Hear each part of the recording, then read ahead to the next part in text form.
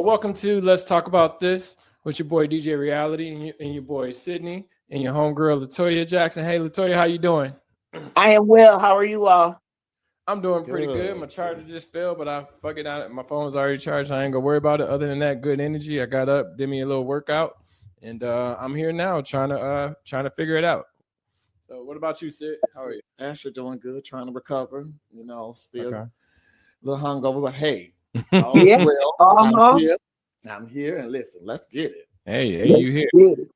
So let me ask this: what's the first topic y'all want to jump into? I know we were talking about it's like, are we? I put this topic down. Are we living in a world where people prefer lies over truth?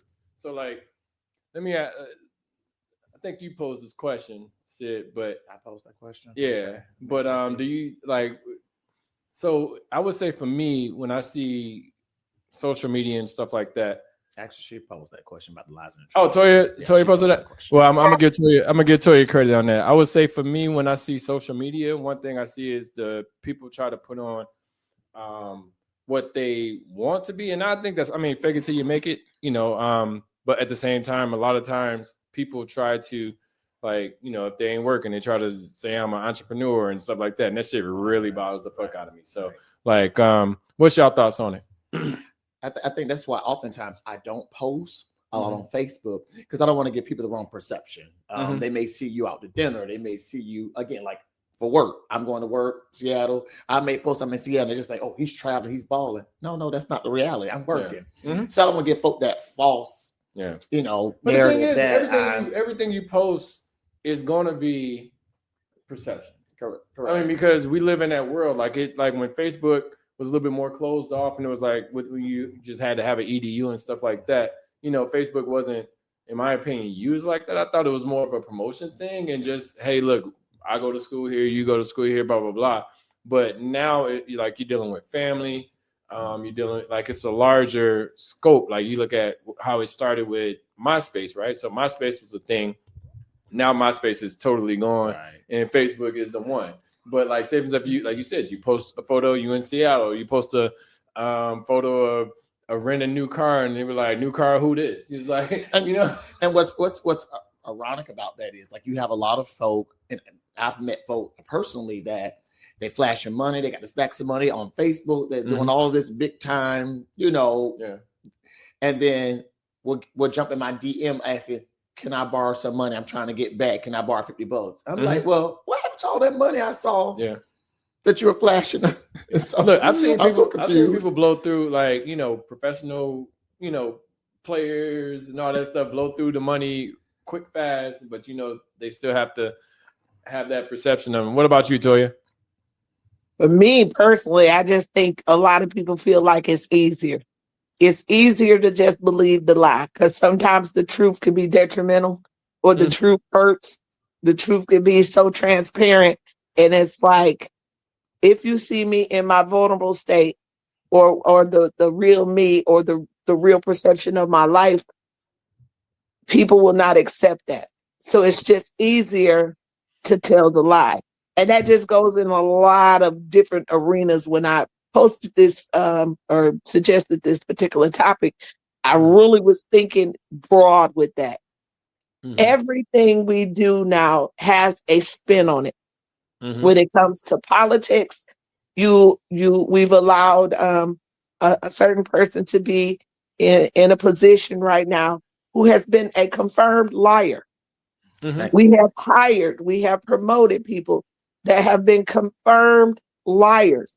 And that seems like that's the norm. If you tell the truth and you put that spin out there, you don't even want people to accept that. You would prefer they accept the lie.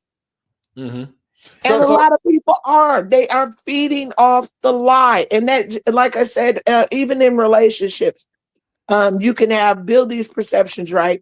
Okay, so a person shows you one side of them, and they show you this, and they show you that, and then you start being around them, or you're in their space more, and then the real them comes out.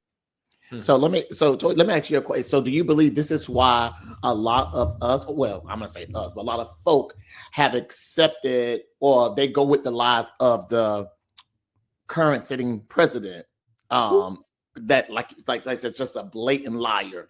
So you believe that that's why folk just do it because they accept the lies, they go with the lies, they just what. Yeah, because if I dug around for what the truth was, that would be too much work. Correct. You know what I'm saying? Like the perceptions that have been put out there, and like I said, and this is in a lot of arenas, but in particular with the politics part of it, I feel like y'all think we done got a little bit dumber. Do y'all remember when we was in school and they made you do social studies and social economics and all that? I'm not even sure if they teach that in schools. So that now when you're in this state of politics, people just put the perception out there and we just believe it. Nobody does the homework. People don't get out and politicians and people that are running for certain offices don't get out and do town halls. They don't like to really do debates. You know, our last sitting president shucked and driving around, even doing a debate with his former running mate, you know, because you don't want to be pressed with truths. If you have to do the research and you got to go and look it up, you're going to be like, dang, I ain't really want to believe that. But this is the truth. Yeah. But look at it like this. Let me ask this question, because I know that, like, as an example, I remember in the past I dated a woman, and when I dated her, before I dated her, she said she had no kids.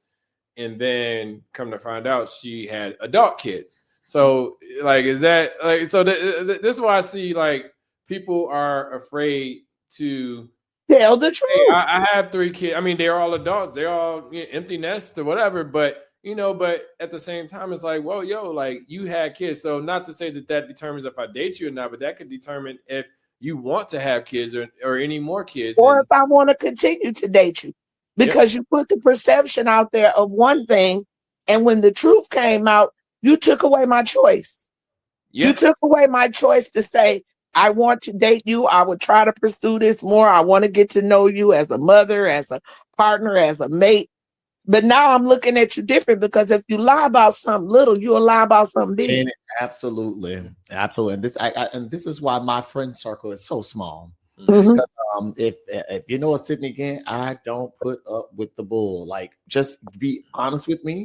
If you can't be honest with me, listen, there's no need for us even having a relationship, friendship, conversation. I'm good. Because you get tired of wanting to be around people that just want you to feed them what they want to hear. Correct. I don't even want to be that type of friend, and most times I'm not, because I'm real blatant, and my conversation can come across as harsh, and some people even say that it's slightly judgmental. When for me, it's like playing devil's advocate. I really want that.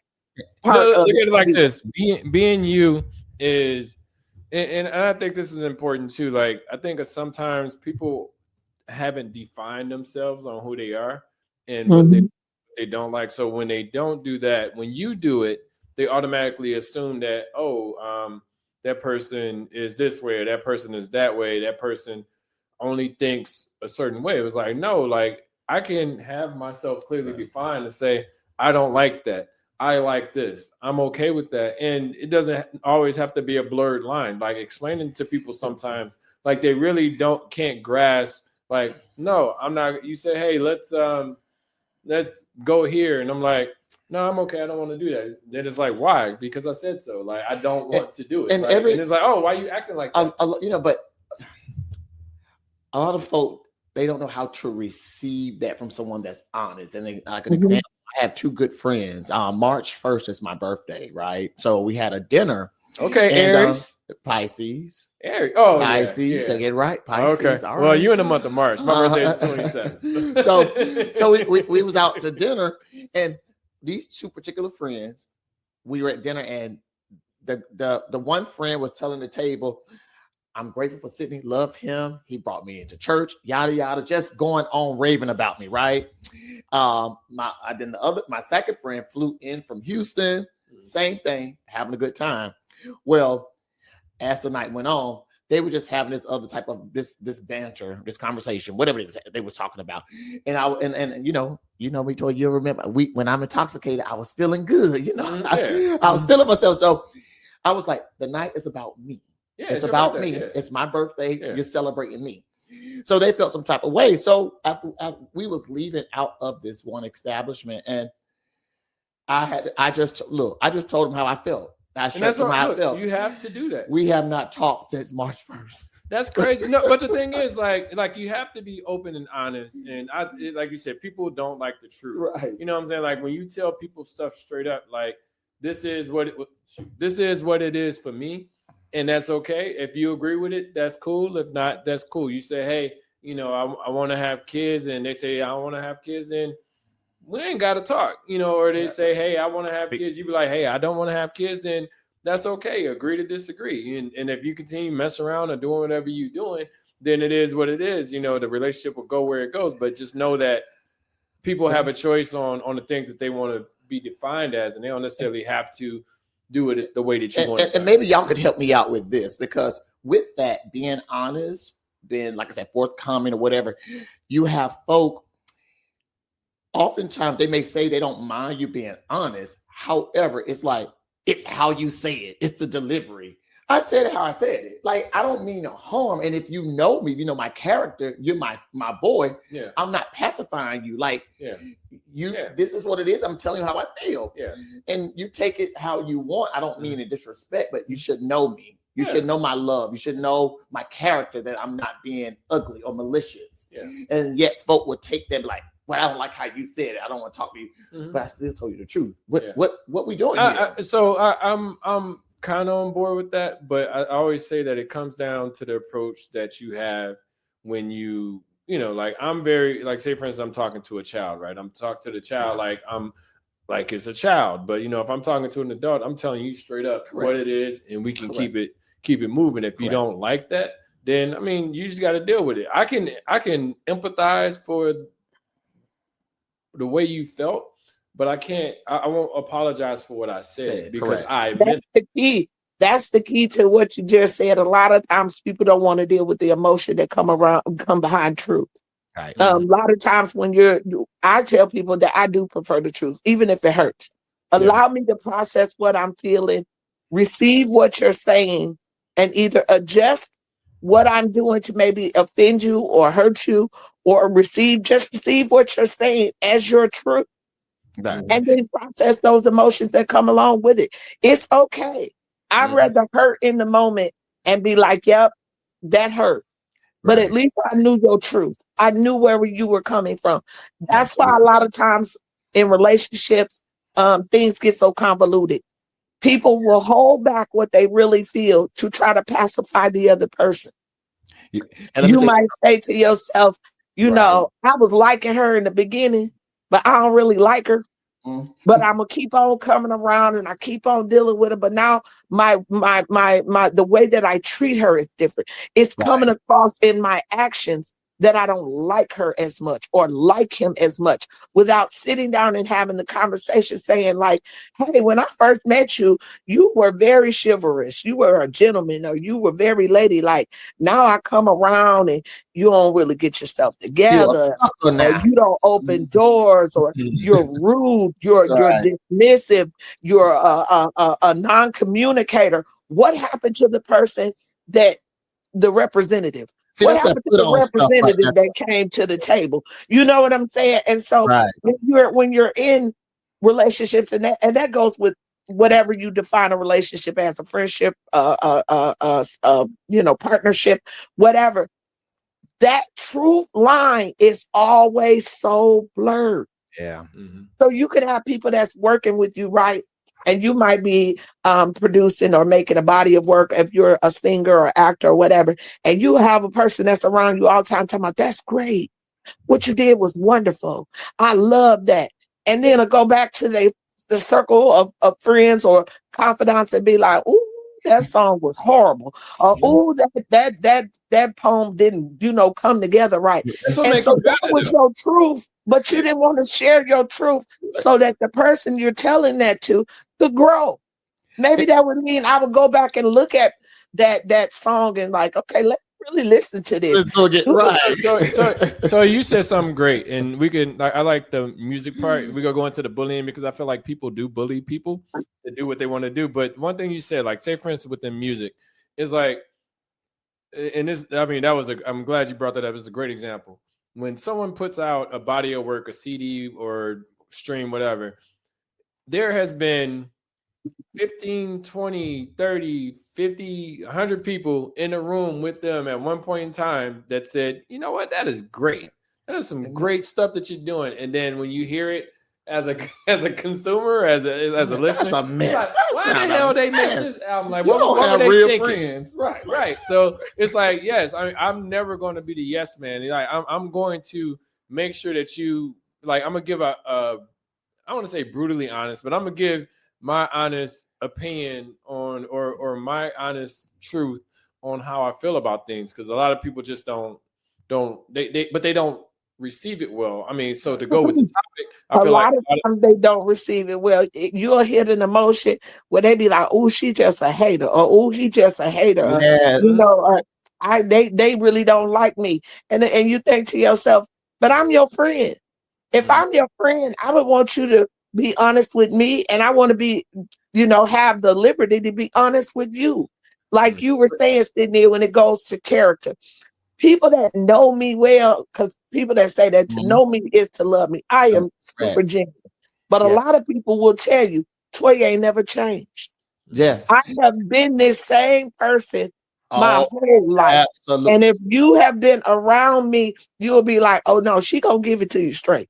And Or she gonna tell you her opinion. And I don't come from a malicious place. And I'm really trying to give you some advice. And a lot of times people don't receive it that way until it happens. Right. And then they'll say, well, you did try to tell me, or you did try to warn me. If I was the only one in that room that told you the truth, at least that I cared enough about you to tell you the truth. Here's another good example. Y'all ever been to a club and y'all seen a group of girls or a group of guys together, and you be looking at the outfit and you be like, now why her friend didn't tell her no friend, that outfit right there, I know you think it's cute and it looked good on that Shein website, but your body it don't look good on you. That outfit. You are funny. But I'm 100% real with it, because I was out last night and there's probably 6 or 7 people. I thought to myself, who is your friend? Who came with you that said to you, friend, that's cute? And here's my thing. I would rather be the friend that say, friend, you don't want to see if you want to try something else. That right there ain't really that becoming. And even if I tell you that, you tell me, well, girl, I like it and I'm aware. At least one person in the room told you you probably should put something else on. And same with fellas. Y'all will be out with a guy and this dude musty as hell. Got on a fit, looking fly in the butt, but ain't nobody told this dude before y'all left the crib, dang dude, you think you ought to want to freshen up? That cologne ain't covering everything. Or here, my man, you want this stick of deodorant? You know what I'm saying? Because if you my homeboy, why you want to be around me and I'm the funky? When y'all get around y'all other circle, man, why you always be with that nigga? He always stink. But that's your friend. You let your friend get in the whip with you. You let your friend come to the club with you, and the whole while you smelt him too. Now, it's one thing for you to say, hey, bro, I got some towels in there. You want to freshen up a little bit before we hit out, you a little right. To it. If you tell them that, now they take offense to it. Like, bro, I'm just telling you what. But I'm telling you, and that's why I say, Sydney, in that instance, if you still go ahead feeling some type of way, when you hear the murmurs in the background, don't be like, nobody told me. I'm that one friend. Correct. That said something. I said something because I don't want you to be out with me like that. I don't want you to represent the clique like that. That like I'm the low down friend that I'm with you, knowing you faulty, knowing you needed that little, hey, my man, get it together. Hey, girl, home girl, you ain't got a different outfit. You really think that's becoming to your body shape? And like you said before, sometimes it's not what you say, it's how you say it. Correct. But it's still the truth. Yep. I'm learning that. I promise you I'm learning that because I learned that lesson through my daughter. And I'm giving an example. I used to say so much to my daughter, and I was like, "Why are you always offended when I say something to you?" And my daughter's like, "Dad, let me sit you down." So she talked to me. She said, "Dad, you're telling the truth," but she said, I don't expect that. My friends don't tell me because I'll look at her and I'll be like, "Why is your wig looking like that? What is going on with you?" Because I'm not saying I'm about image, but when I go out, I look in the mirror. I look at my teeth. I look at my face. I look if my clothes are wrinkled or not. Like, I'm that guy that if you see me, everybody knows Sydney, he's gonna be on point. I play it safe, whether I'm clean or whatever. But when I go out, you're gonna know I'm gonna look good. You're not gonna have nothing to say about me like that. My breath, nothing. My hygiene. And my daughter, I'll be like, "Girl, why?" And she say, "You know what, Dad? All right." She said, "Thank you." So now she appreciates. So when she goes out, she's like, "Dad, I need you to tell me what I look like." And I'm like, "That's good. You tilt your wig this way. You look good." Like, I'm gonna give her, because I said, "I'd rather tell you than your friends. They laughing at you." Or your friends that don't say nothing, but the crowd is saying something. The people in the background are saying something. And you showed up with 5 other people. And out of them 5 people, not one person had the confidence to say, "Friend, fix that. It's Do this. Here go a breath mint. Here go something." Y'all just gonna ride with the lie, go along with the foolery, and then to preserve somebody's feelings. I'd rather tell you the truth and let you be mad at me for a minute, because you can only be mad for a little while, then you got to get over it. Because it's been said. Now at this point, we gonna move along. I told you, if you ask my advice, I'm gonna tell you. Here's another scenario I'm gonna throw out there. There's a friend of mine who's currently in a situationship or whatever, and the guy that she was dealing with or whatever is what you would call a hoe, or he get around a man of our town who what they call him a Johnny B. Good or whatever you want to call him. And she says she found some information out, and she was like, I feel bad for her that she found that out. And I said to her, "But I don't." I said, when somebody show you who they are and all the red flags are there, and you still perceive or want to go with the lie that you've created in your head about this person, when they showed you I don't have no sympathy for that. Now I'm sad that you were hurt, because we're human and everybody should, Yeah, you can empathize with it. Exactly. But at the same time, am I sad about the situation? No, because you had to know at some point in time the truth was really gonna come out, because you saw the red flags, but you chose to believe the lie. You chose to believe the perception of what you had created in your head about this person versus seeing some blatant truths right up front. However, so I have no sympathy for the situation. Why should I have sympathy? You knew it was coming.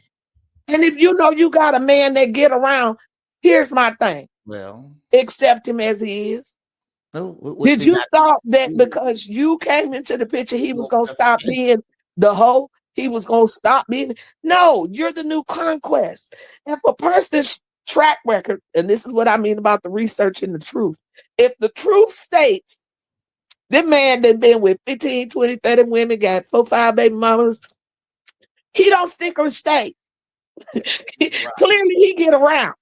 But now you come into the picture and you feel like you're the best thing since sliced bread.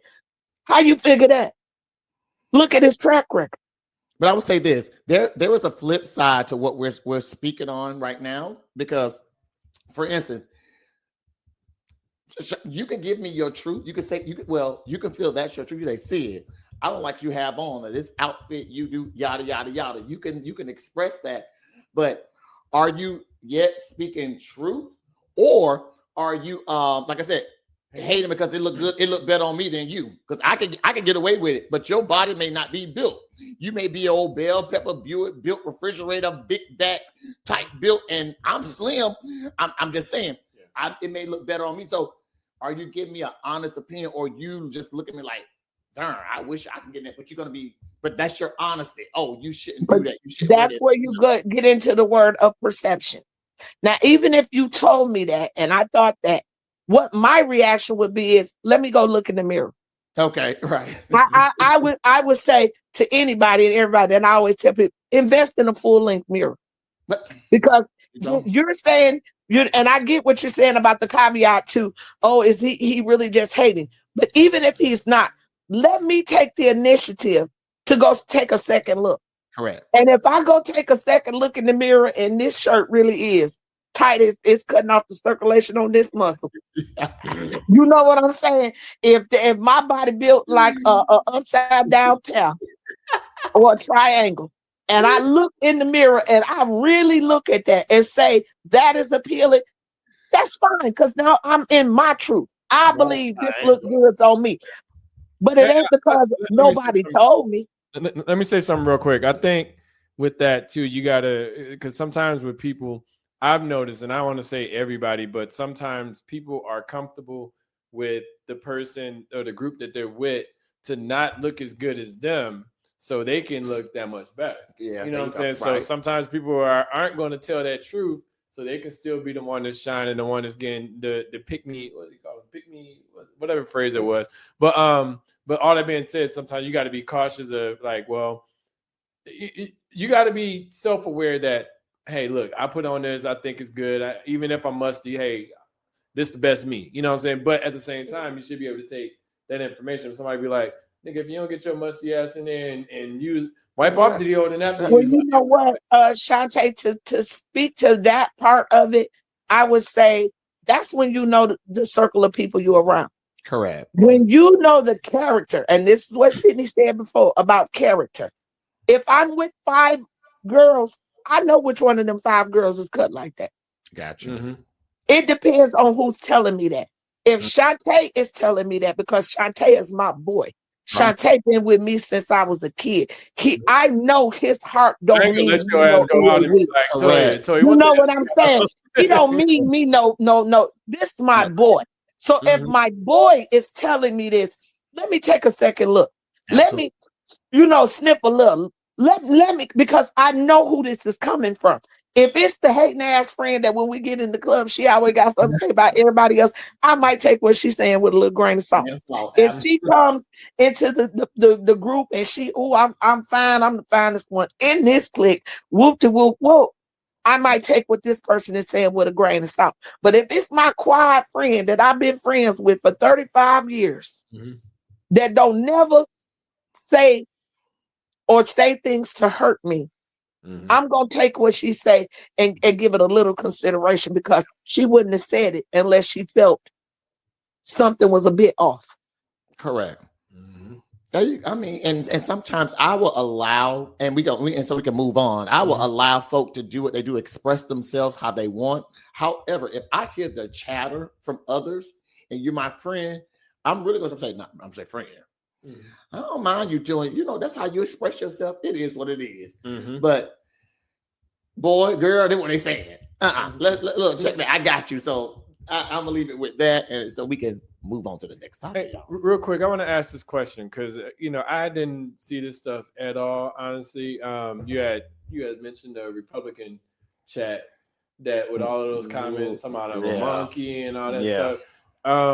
How was that exposed? Because some people were like, well, somebody said if somebody reads this chat that we could be in big trouble. So it's kind of like they knew it was calling people monkeys, the watermelon people or something like that. But I believe someone of their own circle. Me too. Yep. Put it out there because again, it was this has been going on for years. Like they've been doing this. This is not a secret. So for someone to put it out there, it's someone that's vengeful. Someone is like, you know what? I'm sick of this, or they may have had a change of heart or whatever. If they was vengeful, when you think they put their names on it? Well, yeah, they put their pictures out there. They pictures all that is out there. I mean, I'm saying so within the group of text that I saw or within the image, like I didn't see any names associated to it. So I'm just curious, like, did they say, well, this Republican or this person within the chat? Cause you know how like when you look at like when we texting and stuff like that, I see Sid name come up, I see Tori name come up. So like, was the exposure more just to show what was going on in the chat, or was it more so to call people out? No, I think it was more so to expose what was going on in the chat. So I agree. I think it was more so to expose. And like you said, Sid, I believe that was a person that was involved. And you never know, you Mhm. might start dating somebody of the opposite race or religion or whatever the case may be. Somebody might save your life, donate a kidney, and all of a sudden now you have a change of heart. No, You don't feel as vengeful or malicious as you once did because something has happened and you've like, this needs to be exposed. Or you also got some of them people that be working. Everybody work with that work busybody that infiltrated the clique, seeing what was going on, and was like, I'm gonna expose this. I'm telling you. I'm gonna put it off. It probably. So let me ask this: like, not to say that it's. I mean, because we see the party that it's associated to, but do y'all think that it hit? Like, I mean, I'm pretty sure these conversations are happening often. So, like, do you think that there's kind of a, like I said, to play devil's advocate, like there's a young Democrat group that's doing something like this? Or Probably. Listen, at the end of the day, I'll say this. Well, I'm like what the preacher, the pastor said, if y'all saw his clip, that I'm overwhelmed. I'm overwhelmed because I'm overwhelmed to the point that I have to work in the face of a lot of folk that smile. Hey, Sydney, how are you? Great job. This, that, and the other. And they are calling us monkeys, watermelon, eat fried chicken, et cetera, et cetera, et cetera. So it goes back to that whole lie stuff, like, don't play in my face. So I'm overwhelmed to the point that when it pertains to a certain race of folk, I just have nothing for them. And again, not to bring religion in this, but it's taking the Lord for me to like. He had to help me through this because you gotta have some form. Like it doesn't. I mean, I feel like in life in general, you gotta have like it don't necessarily have to be a religion because religion is just an organized group of things. But like having a way that you do things to be able to deal with things in life. And for me, like I said, religion is heavy in it as far as my faith in God. So I'm like, well, let me not pay attention to this. Let me try to help in this situation. Let me try to be a better person. Let me try to not do the things that I think that are wrong or morally wrong. So it's just like, just have like, even like say for somebody like an atheist, right? So an atheist literally has to, even if they don't believe in God, they got to have a way of doing things that they think are right or wrong. Correct. It's just that we have a faith to say, well, the Bible, basic instruction before leaving Earth type of mentality. Like this is how they fucked up in the Bible. So I don't want to do that. Was taught all that. Again, I always tell folks it's called context. You got to learn when it pertains to the Bible. It's called context, but we're not going to get into that, anyways.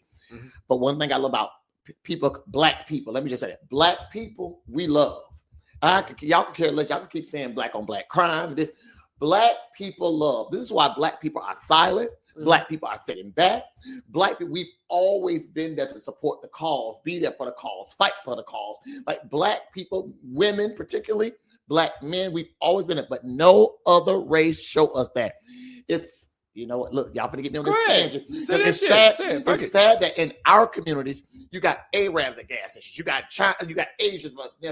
Where are my people? They haven't given us that opportunity, black people. So yes, again, I'm overwhelmed. You know what I say to that, Sydney, and this is me playing my little bit of devil's advocate. Go ahead. I often say that we as a race, and I'm talking about people of color, have gotten so comfortable.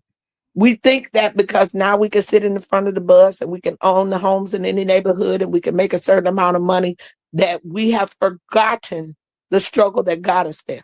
Correct. I could honestly say in our lifetime or in our parents' lifetime, they have seen racism go from being very blatant to a little bit more muddled, but it's still there. Correct. We have gotten to a place of complacency that we think that everything is okay. So I sit on a board for HBCU Club, and we take kids on college tours. This will be our 5th year doing that. And every tour, we take them to an African American museum. We take them to something that promotes the culture. And it's still a shell shock to watch the kids be so disengaged, Mhm. to be so removed from the struggles of our past, to say that somebody died for this liberty. Somebody died for this right for you to do this, to walk this space, to be in this place and time. And y'all think that this was the norm because that's what they want you to think. Again, I go back to research and believing the lie. We have gotten to the point that things are so muddled down that our culture believes the lie because they refuse to do the research. You can go into those spaces and you'll watch these kids walk past these walls and this facts and this information, and they barely taking it in. Yeah, you're right. You're right. Because to them, this is not reality. When I think about how they muddled down just even how things are being brought to you. So nowadays they didn't made it where cable is so expensive. A lot of people choose not to have it, right? But where do you get your local news?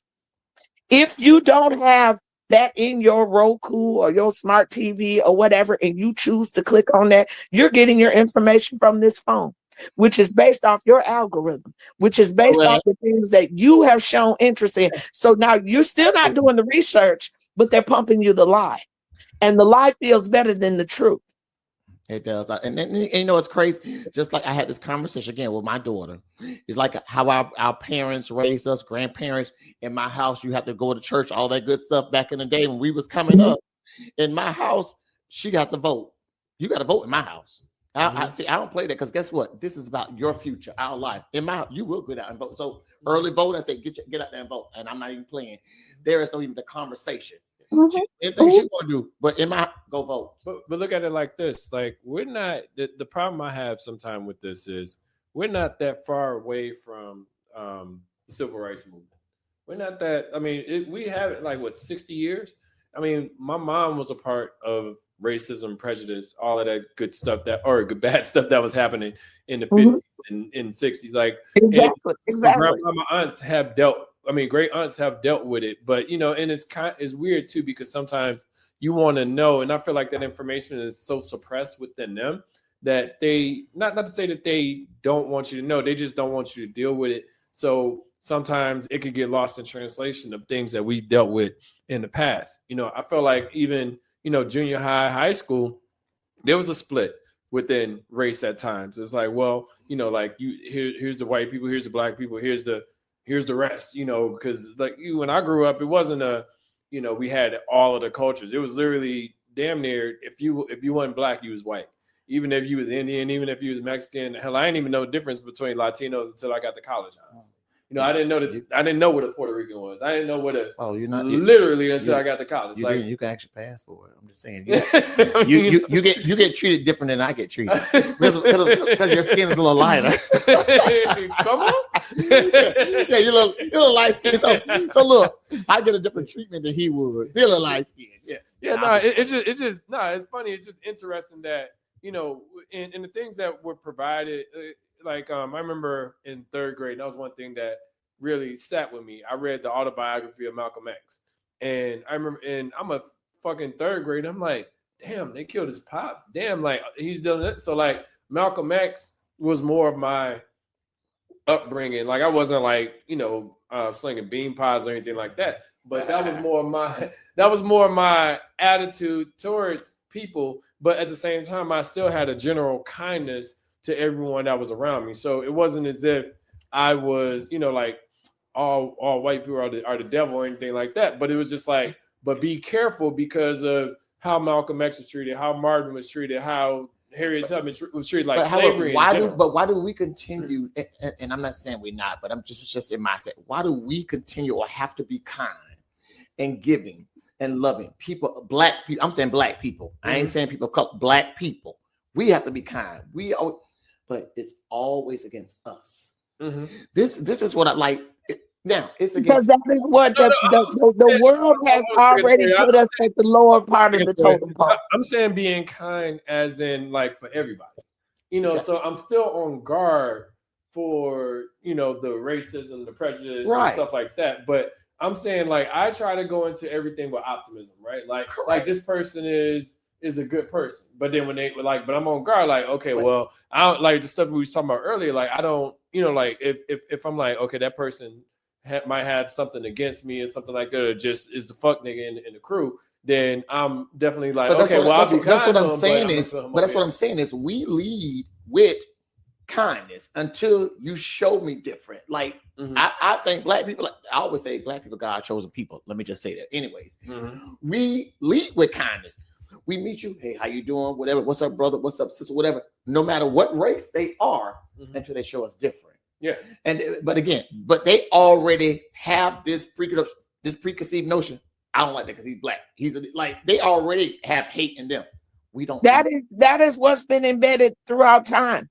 They have already taken us and deemed us as being the lowest on the Right. totem pole. If you go back and look into history, this is why they augmented the pyramids and different things.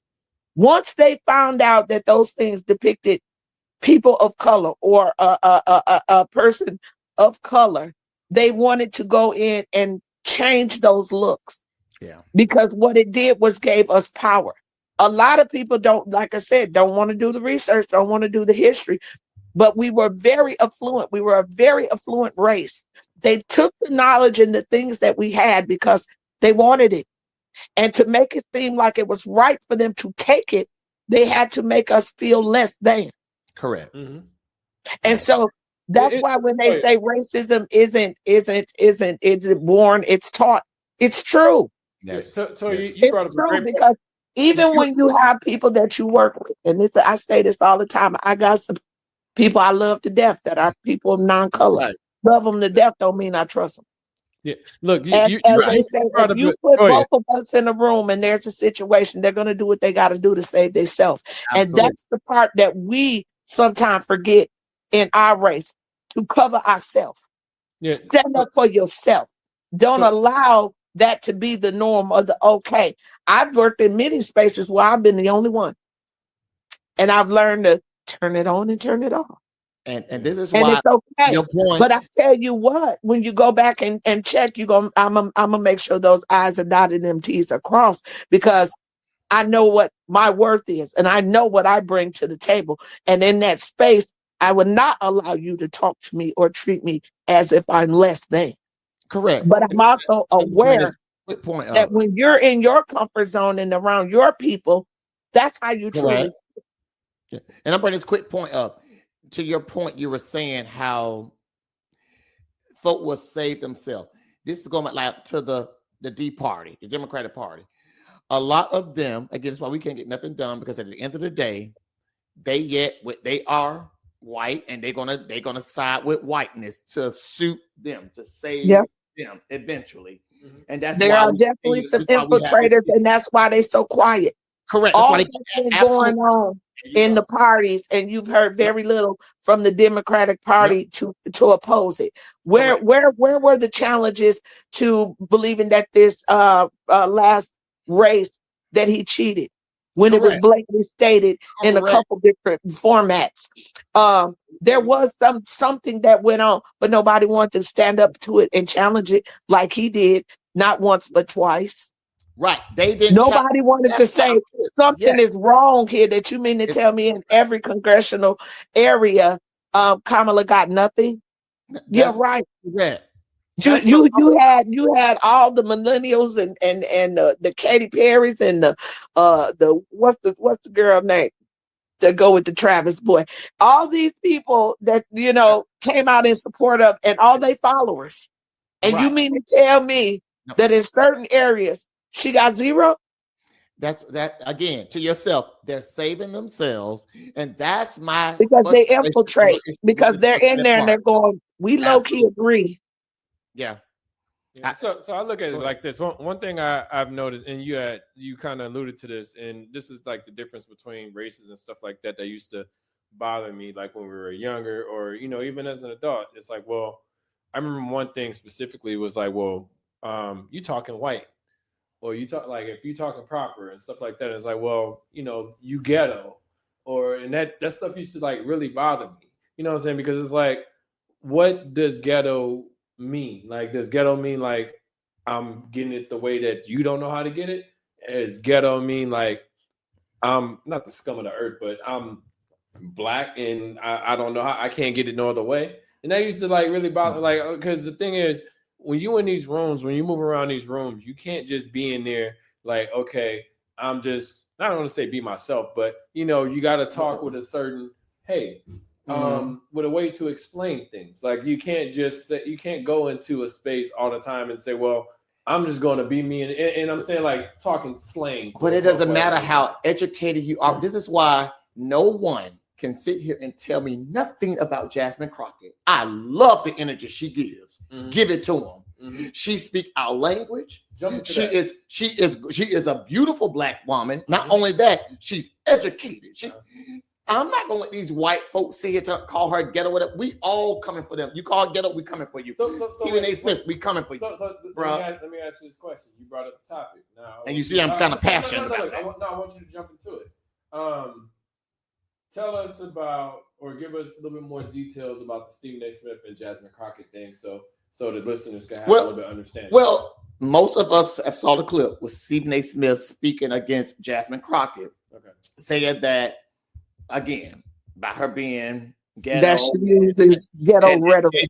She's attacking Trump, and she's not getting any work done as it pertains to her constituents in Houston or what have you. However, they can say whatever, but Stephen A. Smith, as a black man, stupid black man, I'm gonna tell you that, and I hope we see this. You speaking against a black woman that's for us, that's speaking for us. You want to speak against her, but you have not said anything to this about this white man, this Donald Trump, that is saying all type. He don't even like your race, but you're for him. Jasmine Crockett is, as she's preparing us, she's trying to help us. Say, listen, I need all of you to prepare. I need all of you to pay attention. I need you guys to get focused. I need you guys to get out to vote. Like she's the one, because like to what Toy was saying, the Democratic Party is being silent. The other folk are being silent. Them white Democrats don't care about us as well. And so to hear Jasmine Crockett get up there and speak what she do, listen, a lot of us, we got her back. She is what we need in this party or what have you to move us forward. Because again, we can't go back.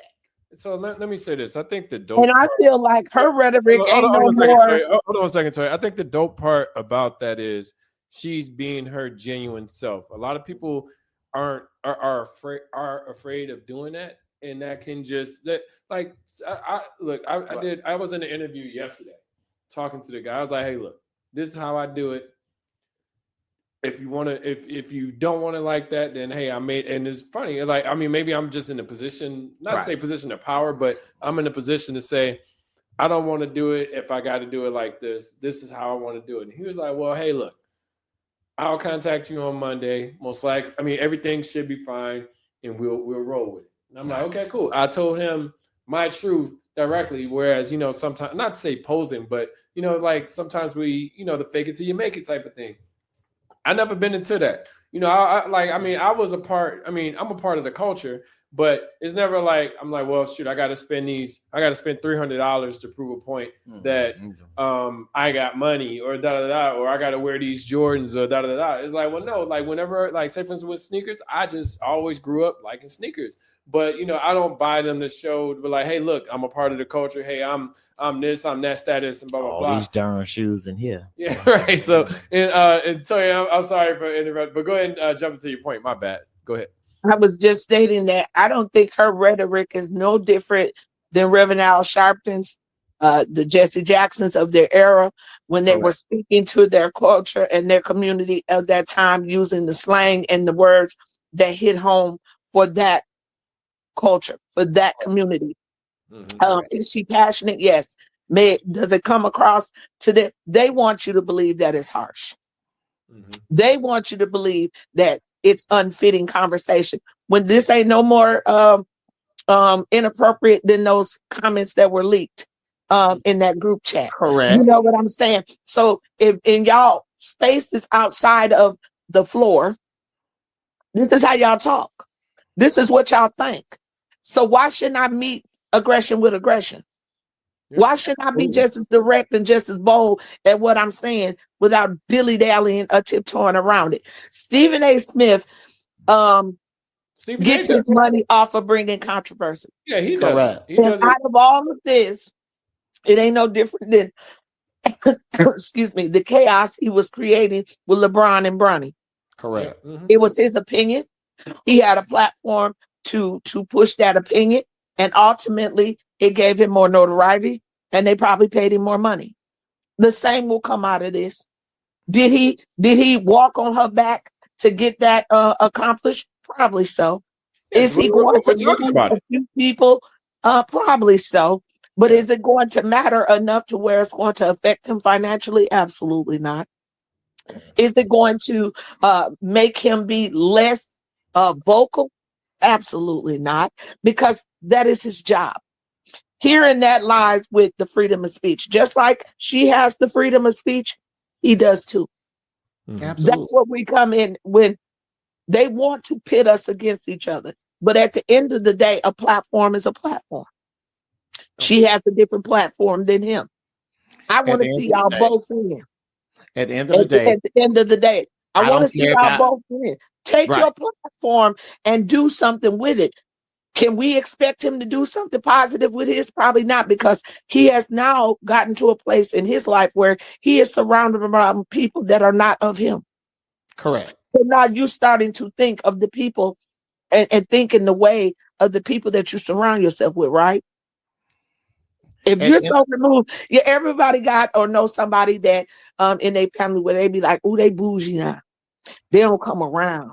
They Sure. educated. They got some money. They don't come around. And then when you do see their social circle, you like, you got you more Karens and Marys and Andys and Tims in your little clique than the Yashikas and Angies and Tamikas. You know what I'm saying? So when you start to engage with them, you can see that their mindset has changed. Their views on their own culture has changed. Again, I go back to the place of complacency. We have gotten to a point that because we are able to reach certain heights and levels in life, we think that we have achieved something. I used to tell my kids all the time, don't get so complacent that you think we done made it.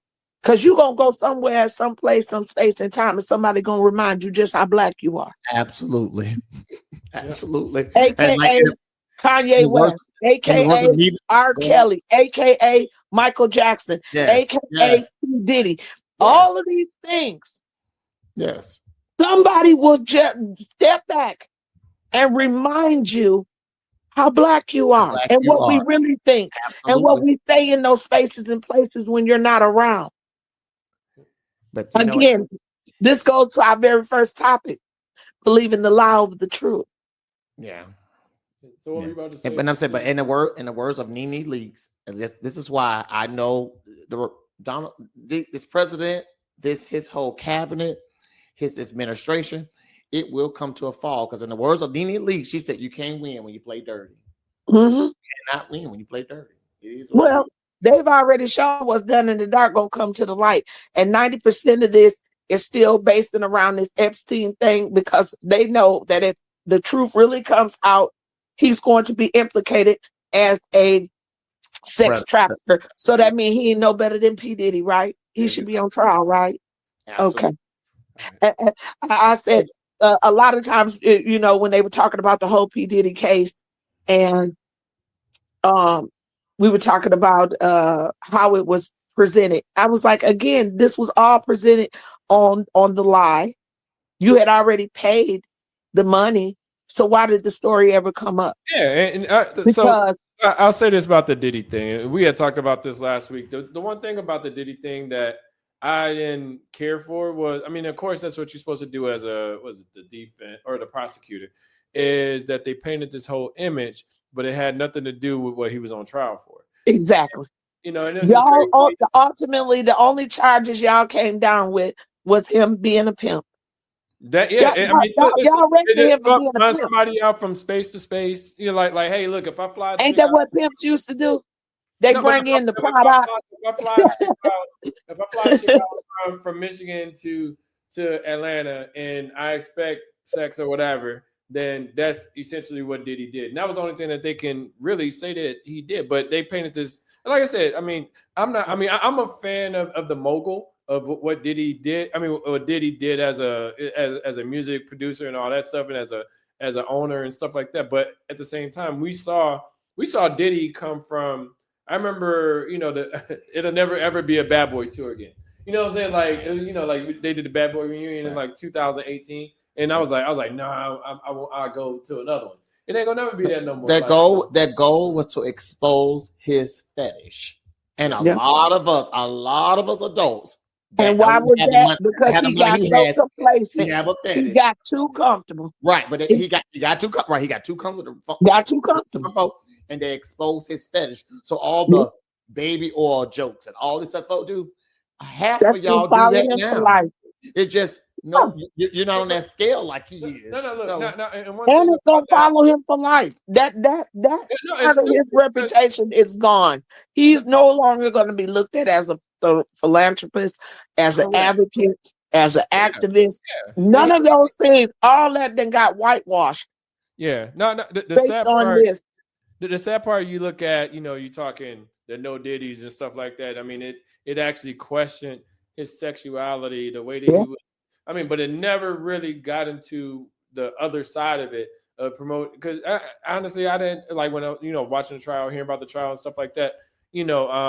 Putting him, they were like, well, why did he, get on the stand and blah blah blah. I'm like, well, why would he get on the stand for them just to ridicule? Like, sometimes people don't understand how the court system works, and if you can do more damage than you can do more positive, then it's like, well, we're not going to have you speak. And then honestly, like you said, with what's her name? The chick that he was with that got on the stand and got the 30 million.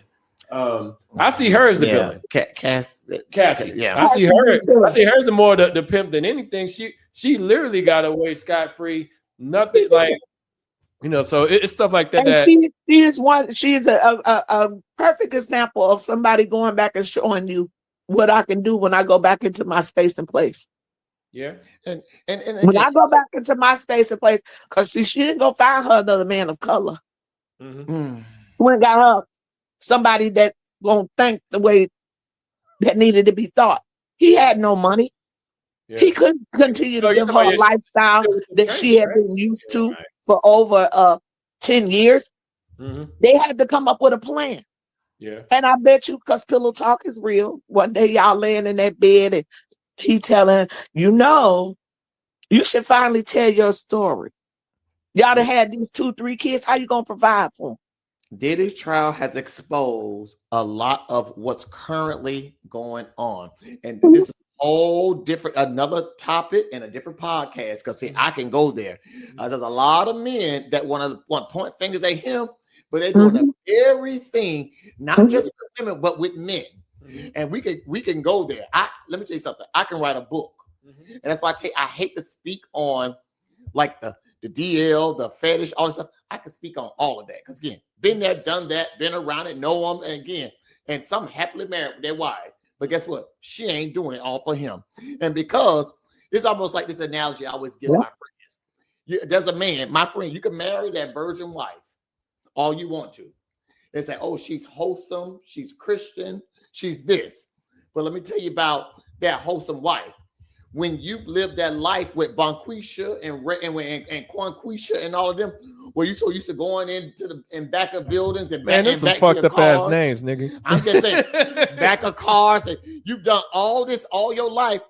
She dropped down from a ceiling fan and dropped down on it, but that virgin wife is not going to do that. So and again, you think that them urges go away? They don't. Right?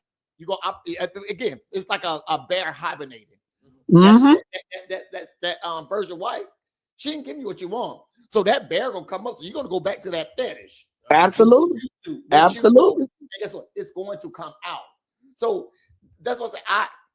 We're gonna get to that one. Yeah, we'll get it. All right, let's pivot the conversation. You had mentioned the what's her name? Tammy Roman. Tammy Roman. Talk about that a little bit with her daughter and the whole wedding thing. Well, like I said, she was on what Candy Bird speak on it, and she was speaking how like again, she doesn't accept her girlfriends. She doesn't accept her girlfriend's. I'm saying, hold on, I'm sorry. Let me back up. She doesn't accept her daughter's girlfriend. Let me say that. So her daughter's girlfriend can't be around, et cetera, et cetera, et cetera. And I would say this. Okay, Tammy Roman has to right. She has the right to feel the way she do. And I'm there. As a gay black man myself, I get it. I don't expect my mother to accept, to want to be a part of, or anything of my lifestyle.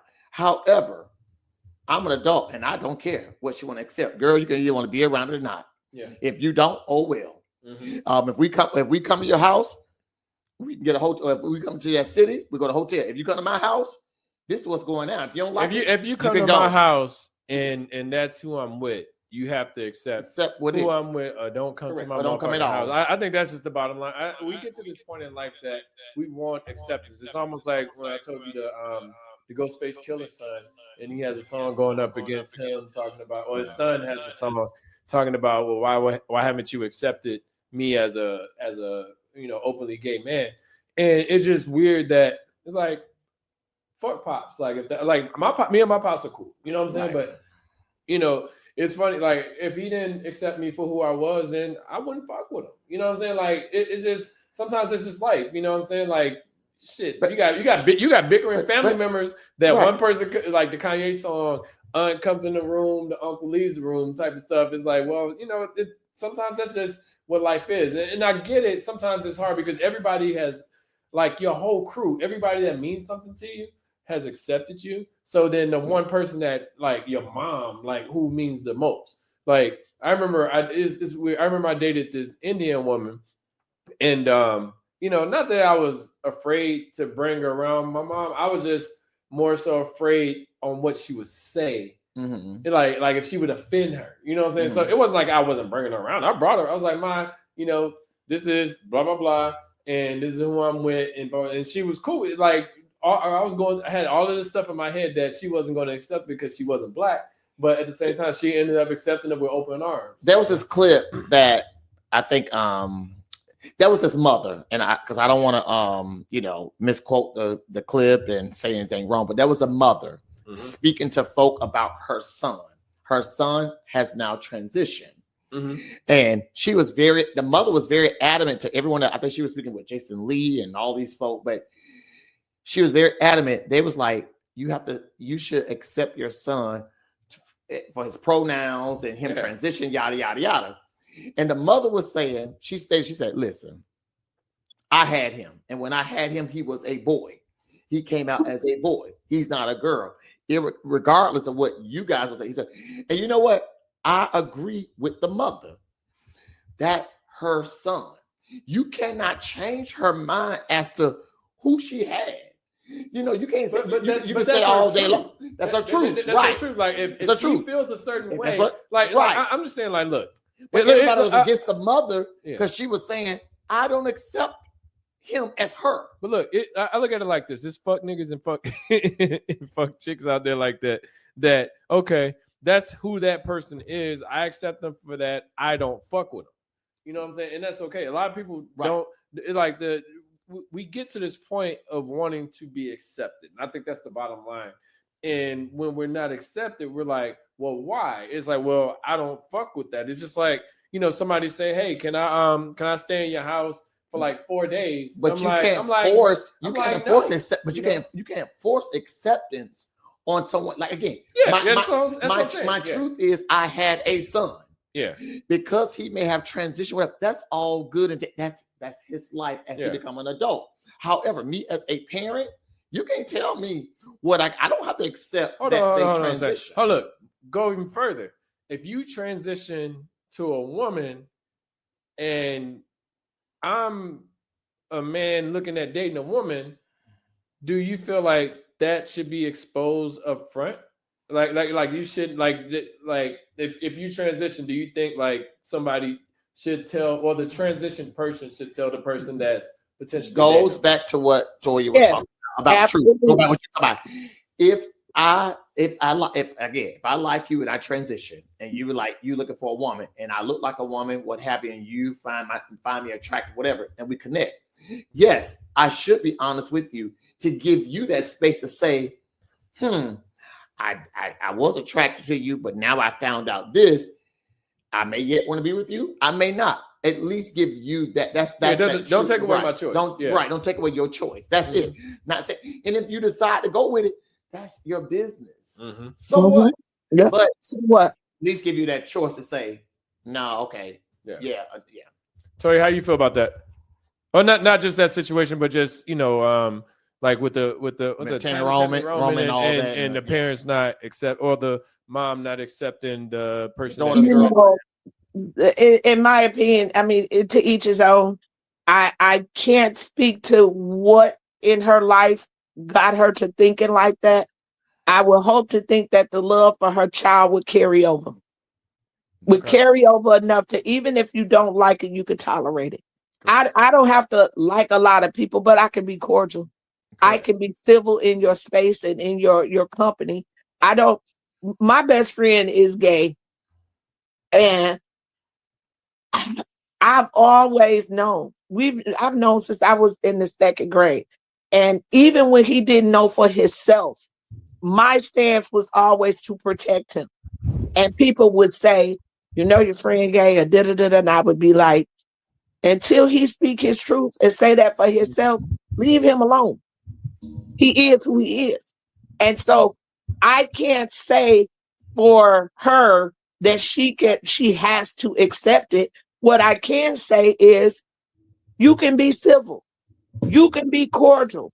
You can respect her choice and what she chooses. I think people get so caught up, and they used to make me so mad with what people do in the bedroom, because that's the only definition of gay that you can beat a person down for.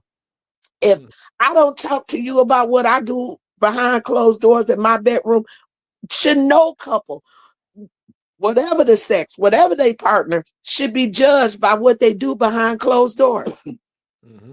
Because that's the only thing you keep thinking about. If your mind's so caught up in my daughter's dating a girl or my son is dating a guy, okay, and they human.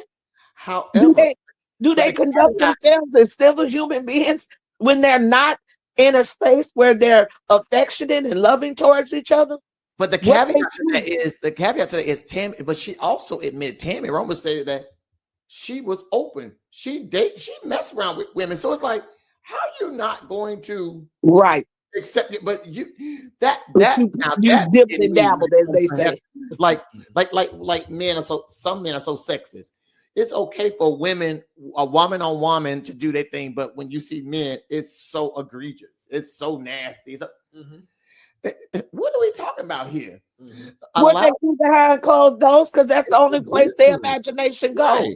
You're not looking at this person. I'm not looking at Sydney and saying he's a good professional. He's good at what he do. He gets the job done. He shows up on time. He's reliable. He's a good person. He has a good heart. I'm not looking at who you are. Only thing I'm thinking about is when Sydney go home, him and his men be doing this, that, and the third.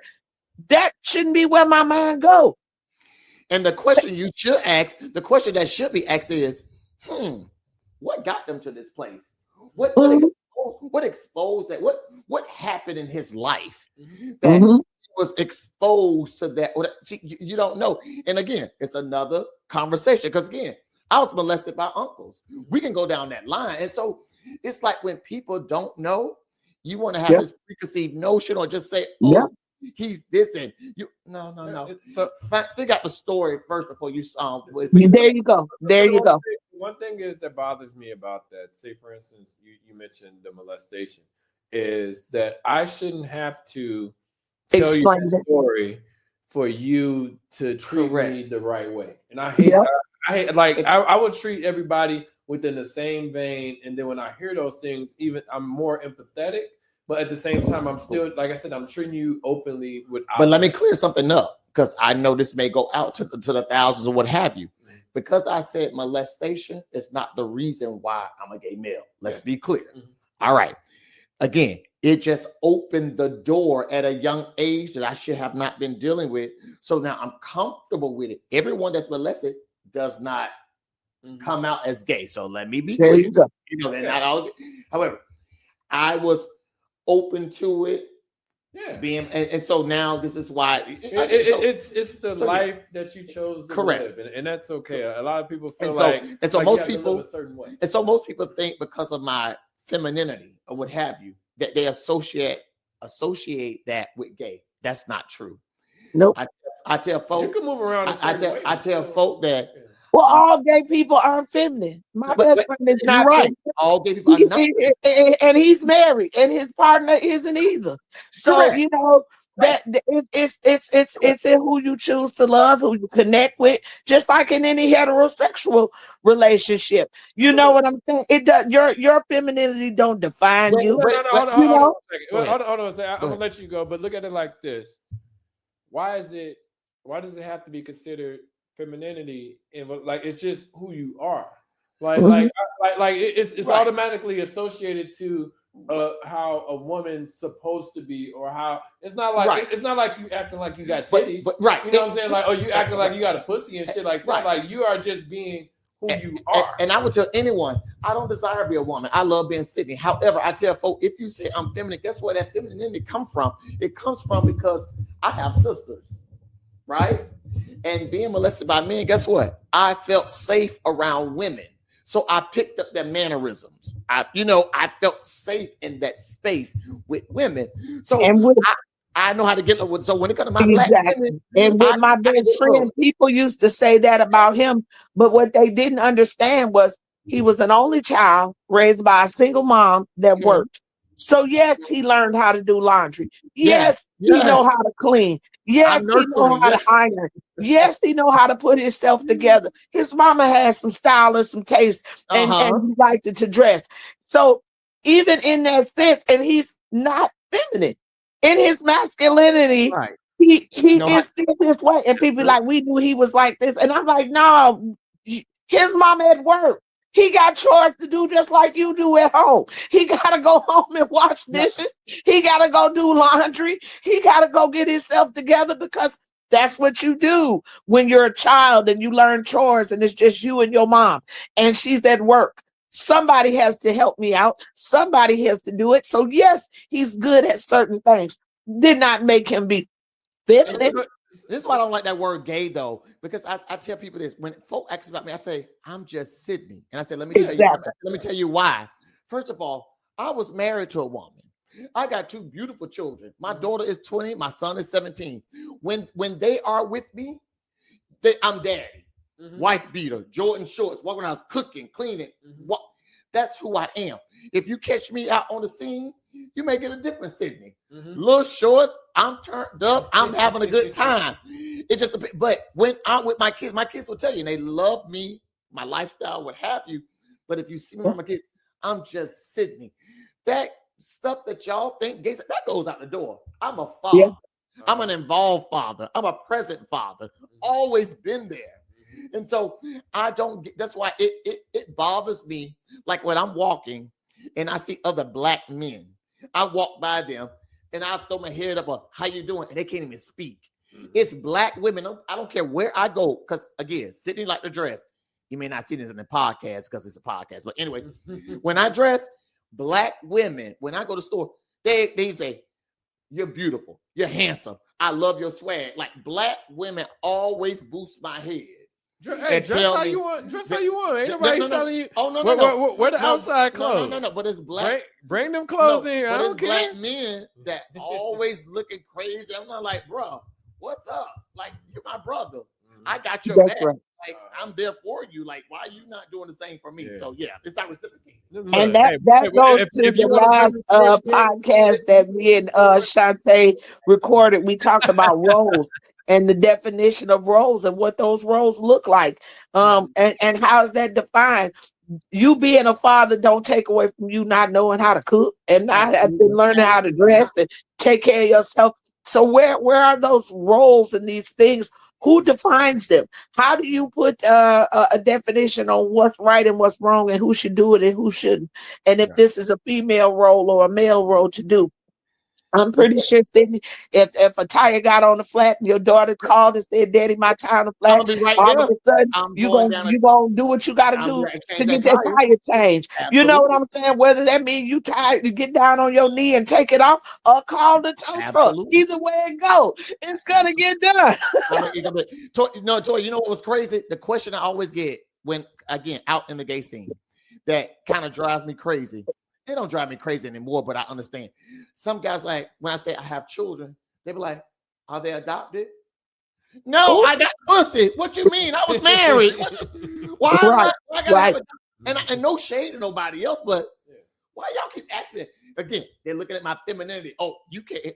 No, I was married to a real woman. I got real children. I got a real dick. I got a real dick. It And worked. you got them naturally. Y'all didn't go and get no test tubes Right. and nothing like that. You made them naturally. You see my daughter, my son, go on Facebook. She look just like me. Everybody like that. That's it's like, but why y'all giving me that? Why I can't have children naturally? Like, I don't get that. Sometimes they don't understand, Sydney, that at one point in time, it may have been difficult for you to live in your truth, but now that you're living in your truth, you're just happier. You're so much more at peace being who you are. And a lot of people dream about that, even if they are attracted to the opposite sex.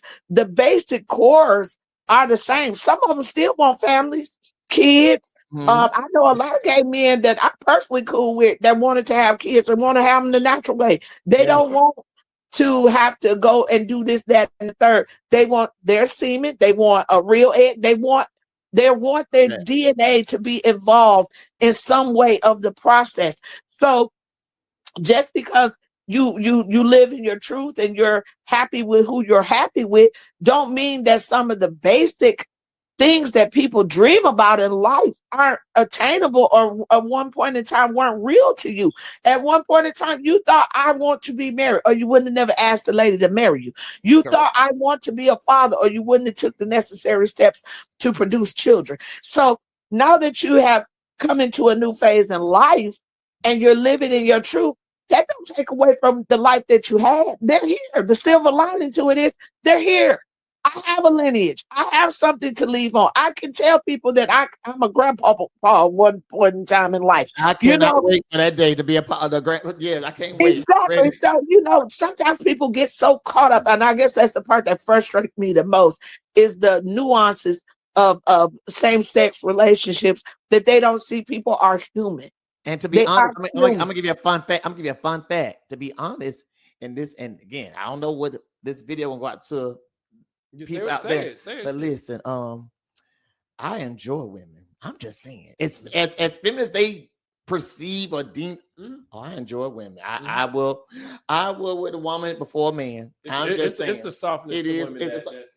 I love a smell of a woman. I just like how black women look. That's just me. However, I like a man because I don't have to deal with the nagging and the drama and the crying. Man, we go to strip club together. What's up?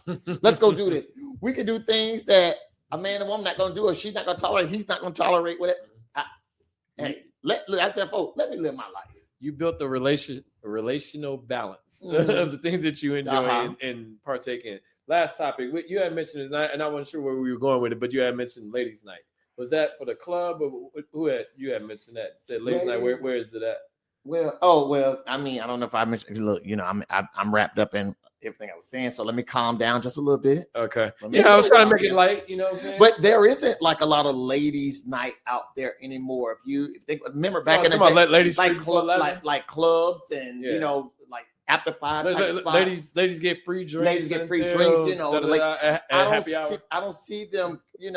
Advertise to the ladies anymore, and ladies' night, ladies getting free. Like, I don't see that anymore. Like, you know why? I'll answer that because I'm a clubber. I love the club scene. I be out here in these streets. The club scene has just changed. Men don't integrate with women or interact with women like they used to. When I was younger, I say all the time. Now, sometimes I get so pissed that when I go to the club, I say there's too many Mitch Mac socks, Crocs, and half-dressed broads up in here. When I was younger and sneaking and going to the club, I've literally been going into the club since I was 15, 16. Hold on a second. mismatched socks and Crocs. Yeah, because sometimes you'll look down and you'll be like, you really came out like that. And where I was going with that, if they don't take the pride in themselves, even when I was sneaking to go out, it was something to get dressed up. It was Yeah, something I to feel put my on the ugly shirt. clothes. It was Absolutely. something to kind of appear to look like you were playing that role, like I'm grown enough to be in here. Yeah. You know? And then you would go to the club and a man would sit at the bar and you was trying to get a drink. He would get up and let you sit down. Yes. And sometimes he would offer to buy you a drink Like a drink. and all of that. That has stopped. You go to the club now and you could go to that bar and a man will knock you down, knock a woman down to get to that bar. Will fan the money in front of the waitress so that he could get service first. Will walk away with 2 drinks in his hand and won't offer you now. Will go stand on the side of the dance floor and won't ask you to dance because they don't know how. They don't know how to engage. And then these women, y'all done went to the point where what's the point of going to the strip club when y'all doing it for free?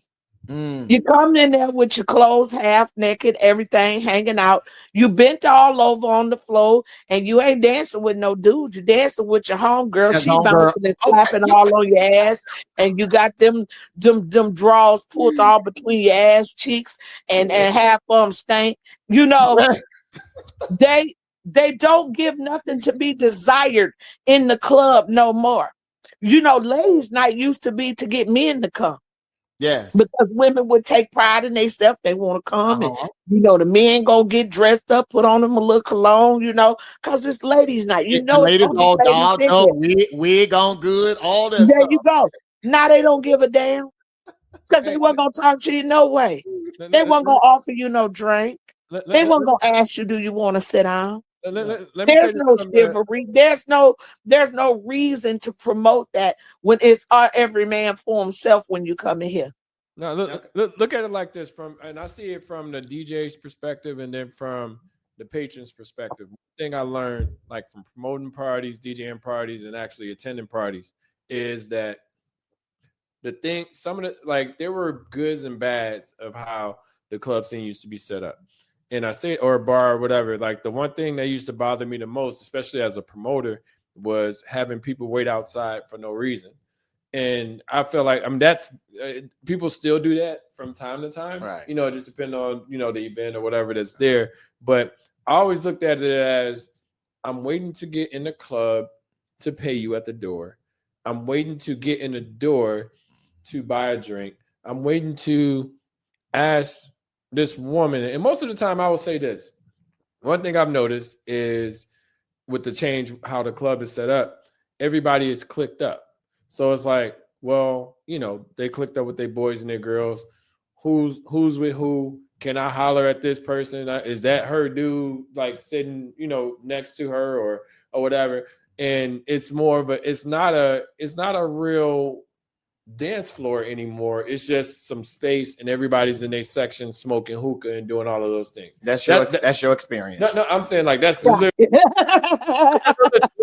literally what I see in Atlanta. Every space I go to, that from I want to say the heterosexual club. I think it's just say that one more time. The what club? The heterosexual. There you club. go. All right. And when I see that, I'm like, well, why? And that's where you say with the ladies' night, like it was to get women out.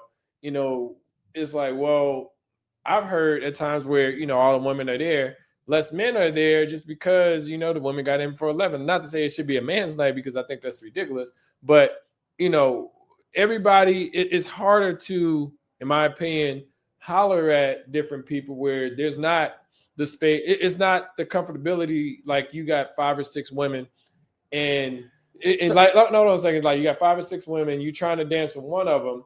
And then the girl's like, "Oh, girl, don't dance with him," or somebody's like you automatically. So define holler. What's it between holler and just being engaged or having a conversation? There you go. No. Hey, how you doing? You look nice tonight. You want to dance? They don't do that, and a lot of times it's because in heterosexual clubs, men don't know how to dance anymore. No. But there's very few clubs you go in where there's a man grabbing your hair. I also do urban ballrooming, right? Mm-hmm. And it's an art that's being lost. But when I say it's the flyest shit you ever seen, when you go into an environment and the men in there know how to do it, and they know how to swing them women around, and they know how to step, and they put their clothes on. You don't see that with these young folks. Not to mention social media has taken away people's men's ability to get up enough gumption to spit some game.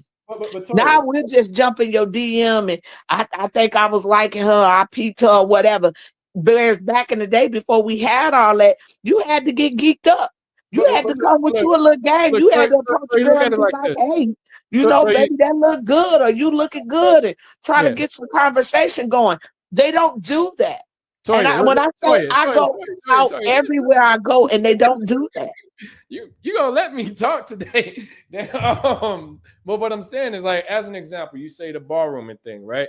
How, like, say for instance, you do the urban ballroom, and you see men, you know how to do it, and then you go out and then you go to these spaces where they don't know how to do it. Like, you automatically exclude the men that don't know how to do it because they're not in the same space as you. So you're gonna say, hey, I want to do a ballroom. They're not going to know what to do because they weren't a part of the ballrooming class or the space that there's a difference, because typically when you're going to go do something like that, you go to a space or an environment that promotes that. That means everybody in there has that ability to do that. So when I go to a ballroom, an event or something, and here we call it First Fridays, there's an event that happens every single Friday that is geared strictly towards that. What I mean in the regular social club type of scene, they just don't know how to dance, period. When I was coming up younger, and I don't know about y'all, but when in the 90s, we had parties all the time. When I was going to Muskegon, and then when I was younger, we just partied. We threw parties, we had parties, but we also were cool with dudes that knew how to dance. They had little cliques that would do routines, and they knew how to move around. In our class reunion, Shantae was, I think there's a clip of him and one of our former classmates, Lamel, and Lamel could dance. Dudes don't know how to dance. So they rather stand there and watch you bend over and give me the free strip show, because that's what I would do if I go to the strip club. I'm just going to stand here and watch, but I don't have to give you $1.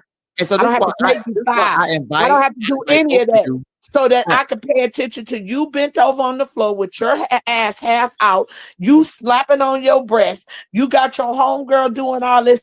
I don't have to engage with you. I got the show for free. But this is why I invite the both of you out if you are interested. I always tell heterosexual straight people, come out with me to a gay club and see. And I hate the notion, the sticker that people think that someone. We don't do that. If you want to come to a Bulldogs on the Monday, let's say more women, straight women, come out to the Monday Night Drag Show, all of that. Once it's over, I'm getting on a dance floor, dance behind a woman, and she having a good time. She's not intimidated. She's not mad. She all up on me. We having a good time. Or a guy. People just dance. If you see the dance floor on a Saturday night at the Bulldog, it's crowded. Everybody just dancing. They're sweating.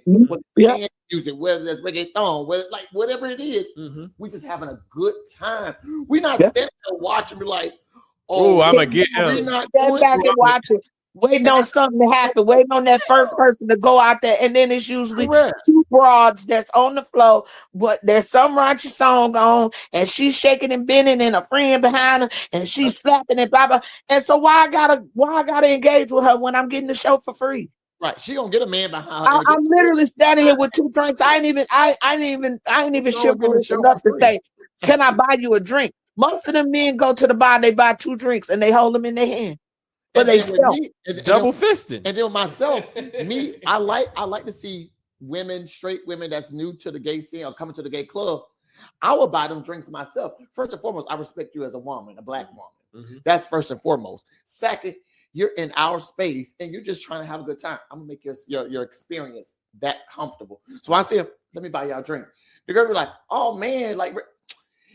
That's an indictment when a woman say, oh man, you buy me drinks. So that lets me know when they go to the other clubs, men are not buying drinks, to your point. They're not buying drinks like that. They're not. I'm buying women drinks because guess what? You're in my space. Yeah, we all having fun. We're having fun. enjoy this And experience. that's how it be in my ballroom environments. Most of the men are older.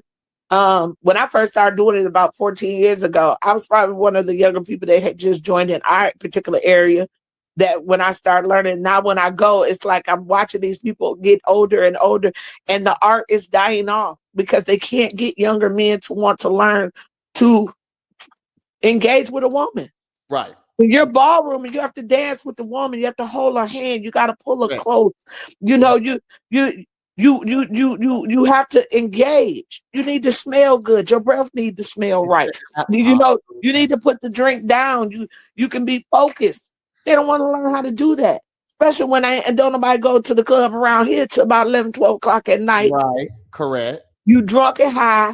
You know, you got on some clothes you probably had on since yesterday.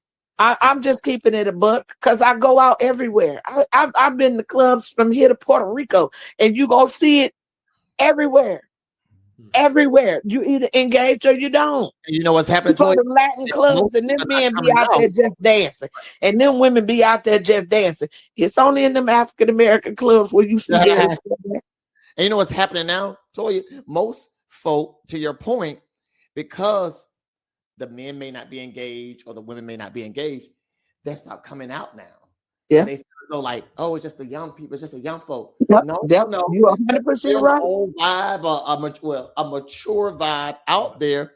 You got to get out there in it, and you can't be afraid to get out there and see who you eat, who you engage with, etc. But most of like staying home now. Yeah, it's easier to have it. Oh shit! Look, I'm an advocate of that. Like, it's easier for me to have a kickback at the crib. Say, hey, come to the crib. I got liquor, and plus I DJ, so I can set my DJ stuff up, and I even DJ the party. When the next event then? We'll see. I don't like people in my house. So how you look? But how you gonna say that? He throw that out there and then retract it. Okay, Sydney. When I come down there, I'm just gonna go to the club with you. This is the problem right here. People say I'll do this, but I don't like people. See, that's the problem right there. That's the problem. That's people the problem. I don't mind letting people in the house, but people don't respect. No. But you got to find You should know the folk that's around you, who you're inviting over. Because I'm the one. Yeah, I'm never inviting nobody because somebody might get hurt in my house. I'm a cook. Let me tell you something. I cooks down. And one thing about I love a kickback. I love people, but I would tell everybody. And again, that's what they say. See it, you kind of mean. I'm like this my house. This is my space. My bathrooms. And I tell them, okay, if you're gonna piss, wipe it up. I got Lysol. I got everything lined up. Shit. There's no way in the world you shouldn't be. I had a dude come to my house in a kickback and ask me could he use my master bathroom because he didn't want to use the other bathroom because he had to take a shit. I'm like, bro, don't take a shit in my house. You about to do it. For one, you know what I'm saying? Two, why in the fuck do you think you can use my bathroom in my room? But what if they eat something, they stomach, they get the I don't give a shit. Right. If you gotta take a shit, you need to go home. You need to go home. Like, and I was like, bro, no, you're not using my bathroom. You know, granted, I did use the bathroom downstairs. Right. There you go. But I was like, bro, like, you should have took a shit. I hear echo. Oh, you should have took a shit somewhere else. So listen, something. It happens. Y'all know it happens. So you gotta be prepared. Thank you all for listening. Thank you, Toya. Thank you for having me. Nice to meet you, Sydney. Yeah. Likewise, and I want to be a part of this ballroom event. Oh yes, honey. We had an explosion in a minute. The last one we had, I think we were in Detroit. But if you ever come to Michigan, you are more than welcome. I'm gonna take you personally. Let me know. I'm coming. I want to be a part of it. Yes. And they typically in our area, there's one on Friday, there's one on the Thursday, there's first Saturday. They have them all over the state. So you can go from here to Grand Rapids to Lansing, Detroit, Illinois. But when I say, baby, when you see it and you see an environment where everybody doing it, that's some slick shit. And we get dressed when we go ballroom. And so it was a pleasure to meet you. I'm trying to get your friend to we do theme parties here in Atlanta, 60s, 70s party, because since he's the DJ, you know, we can, it's not happening like that. Something we can kind of we go get to it. So to your point, bring the mature folk out to Mhm. have a That's good time. right. Yeah. Yeah. That's right. Yep. So appreciate y'all for jumping on. Make sure you like, subscribe, leave a comment. Thank y'all for. Oh, wait. Get Georgia. Get out and vote. Early voting is going on. Get out That's and vote. right. Please do not open your Get them mouth. congressmen and them Senate people up out of there if they're not representing your area in the way that you see fit. Please, please do the research. Absolutely. Your local elections are very important. Important. Super important. All right. Well, thank you all. Talk to you soon. Peace. Peace. Bye-bye.